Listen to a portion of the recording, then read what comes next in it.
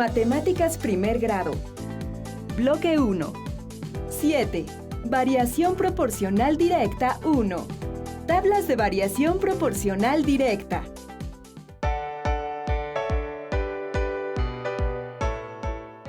¡Ya vámonos! ¿Qué miras? Esta tabla de precios del aguacate.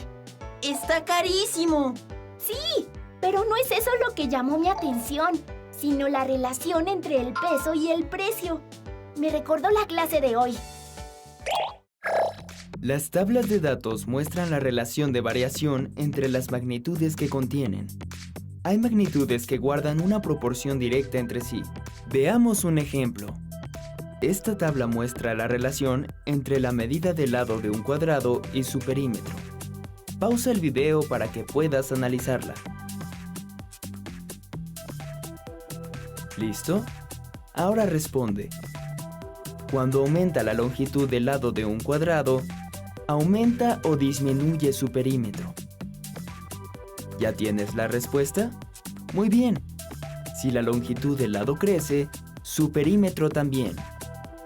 Y cuando la longitud del lado decrece, su perímetro también. Ahora, tenemos que deducir si crecen y decrecen en la misma proporción. Para ello, vamos a analizar su comportamiento. Fíjate bien, si la longitud del lado aumenta, por ejemplo, al doble, ¿la longitud de su perímetro también aumenta al doble?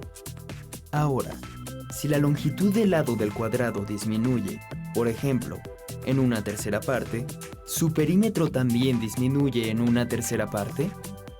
Muy bien. En ambos casos, la tabla se comporta de manera proporcional. Si el lado mide 1 centímetro, su perímetro es de 4 centímetros. Y si mide 2 centímetros, su perímetro es de 8 centímetros. 2 es el doble de 1 y 8 el doble de 4.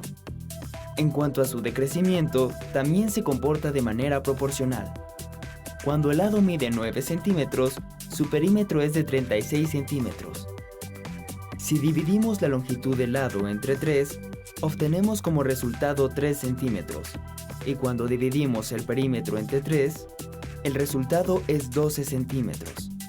Por lo que podemos ver que también disminuye de manera proporcional. Vamos a hacer un último análisis con esta tabla. Si divides los datos de la columna derecha entre el dato correspondiente a la columna de la izquierda, ¿qué número obtienes en todos los casos? Si divides 4 entre 1, el resultado es 4. Si divides 8 entre 2, el resultado es 4. Si divides 12 entre 3, el resultado es 4. Si divides 16 entre 4, el resultado es 4. Si divides 36 entre 9, el resultado también es 4. Esto se debe a que el perímetro de un cuadrado es la suma de sus 4 lados, por lo que podemos concluir que las magnitudes de esta tabla tienen variación proporcional directa. Pasemos a otro ejemplo. Ahora mira bien esta tabla. Muestra la estatura y edad de 5 personas. Analiza con cuidado los datos. Ahora contesta. ¿Crees que la estatura y edad de una persona tienen una variación proporcional directa? Tienes razón.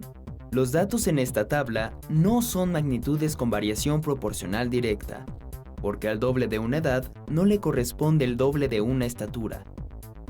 Por ejemplo, Mariana tiene el doble de la edad de Julián, pero si midiera el doble, entonces Mariana mediría 3 metros y 70 centímetros. ¡Imposible! Observa esta tabla.